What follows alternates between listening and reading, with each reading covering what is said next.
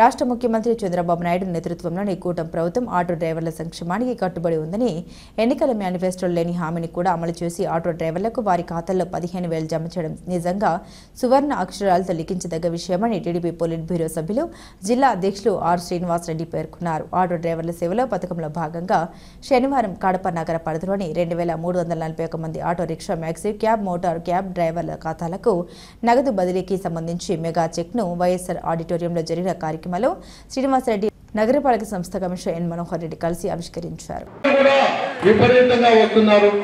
ఆయన అదనం ఏదైతే మేనిఫెస్టోలో పెట్టి నేను ప్రజలకు చేస్తానని స్త్రీ శక్తి ఇవ్వడం జరిగింది. అన్నా క్యాంటీన్లు ప్రతి పేదవాళ్ళు కూడా అన్నము తినేదానికి 15 రూపాయలకు నాణ్యమైన భోజనం ఇవ్వాలనే ఉద్దేశంతో సెలవు తీసుకుంటున్నా. జై హింద్. ధన్యవాదాలు సార్ హరిప్రసాద్ గారు. ఈ సమయ పాలనకి సభ్యులందరికీ కూడా స్వాగతం ఇస్తున్నాను. ఈరోజు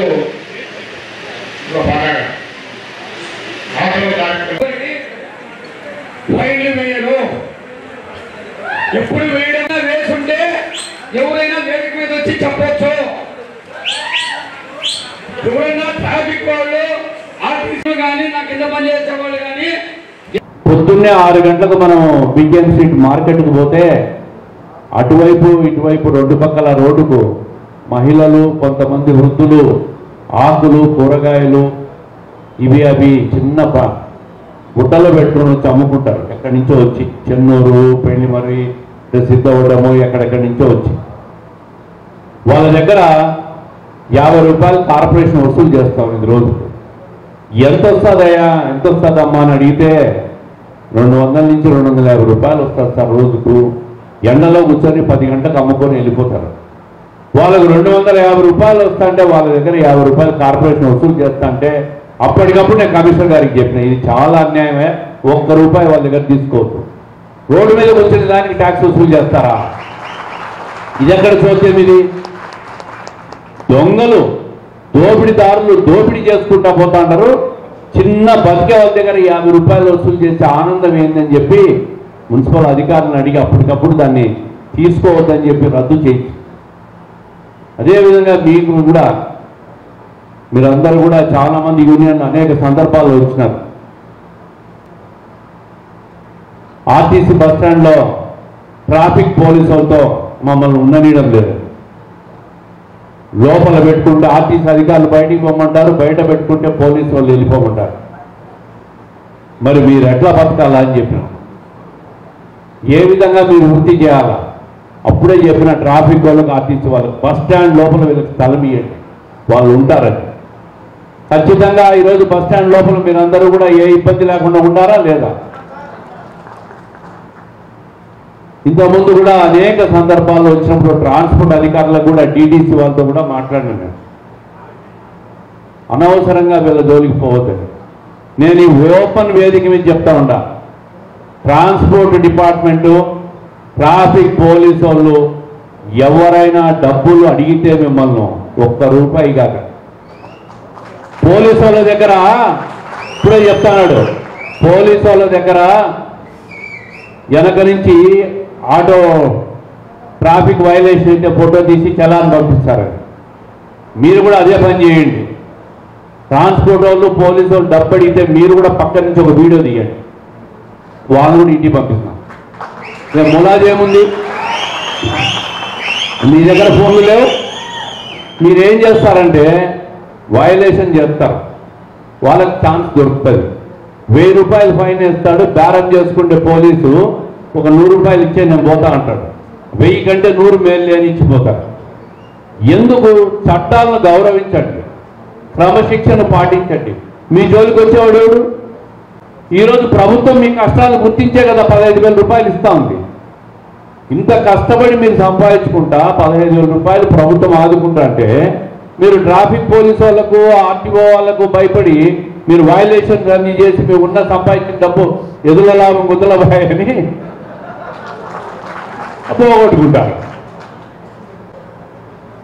1 రూపాయి కానీ ఎందుకు ఇస్తారు? ఏం బాకీ వాళ్ళకు జీతం వస్తుంది. ప్రభుత్వం జీతం ఇస్తాను, మళ్ళీ మనం జీతం ఇవ్వాలనా? ఏం అవసరంలే. మీరు క్రమశిక్షణ పాటించండి, చట్టాలను గౌరవించండి. మీకేదైనా నగరంలో ఎక్కడైనా ట్రాఫిక్ కూడల్లో పోలీసులు ప్లేస్ ఇవ్వాలన్నా, ట్రాఫిక్ వాళ్ళు ఇవ్వాలన్నా, కార్పొరేషన్లు ఇబ్బంది ఉన్నా మీ అసోసియేషన్ అందరు రాండి. అధికారులను కూడా పిలుచుకున్నాం.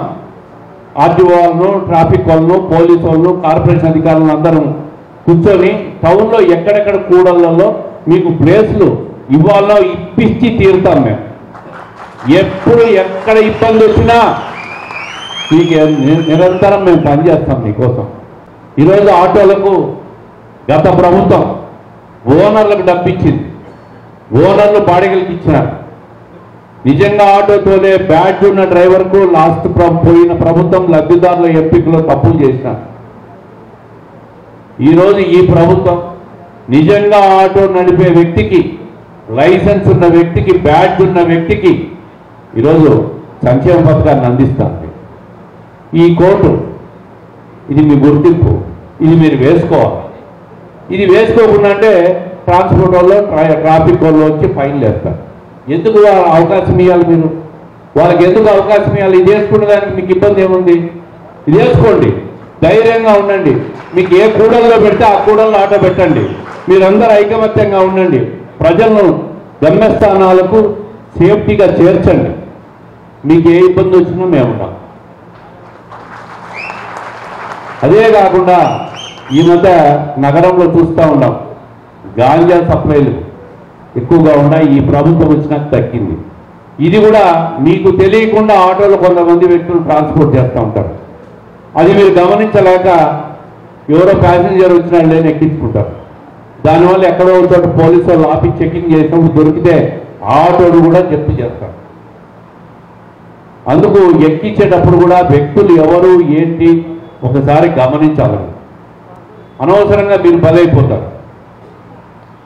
చట్టాన్ని గౌరవించండి, క్రమశిక్షణ పాటించండి. ట్రాన్స్పోర్ట్ అధికారులు కానీ పోలీసు అధికారులు నియమ నిబంధనలు పాటించండి. మీ జోలికి వచ్చేవాడే ఉండడు. అప్పుడు మీరు ధైర్యంగా మీకు వెనక నుంచి కెమెరా కొట్టేట్టు మీరు కూడా వాళ్ళు లెక్కడితే కెమెరా కొట్టేయండి. ఏం భయం లేదు, భయపడాల్సిన అవసరమే లేదు. వాళ్ళు ఒకరిద్దరు అధికారులు ఉంటే మీరు 3,000 మంది 5,000 మంది ఉన్నారు ఇక్కడ. మిమ్మల్ని కూడా వాళ్ళు కూడా ఇంటికి పంపిస్తాం. ఏమి